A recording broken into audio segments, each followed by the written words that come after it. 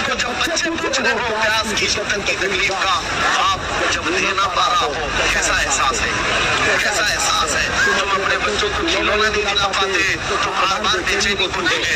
मौलाना हुसैन अपने बच्चों के हालत में कांटे चूते हुए देख रहे थे और एक तरफ दरियाए फुरात को बहता भी देख रहे थे।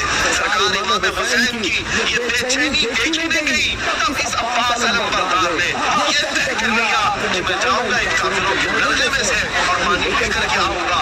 लेकिन मेरे अजीजों, ये घर वालों की प्यास की शिद्दत और इमाम हुसैन की बेकरारी न देख करके मशकेज़ा उठाए और दरियाए फुरात पर पहुंच भी गए, पानी भर भी लिया और वापस तशरीफ ला रहे थे। सालिम कुफियों ने पुकारा था, एक कदम भी अगर हुसैन के खीमे तक पहुंच गया हमारी जंग भारी पड़ जाएगी, हमारे लिए ये मुसीबत बन जाएंगे, इनको पानी न ले जाने दो। जिस बाजू पर ये पानी लेकर आ रहे थे उस अब्बास अलमबरदार का बाजू काट दिया काफिरों ने।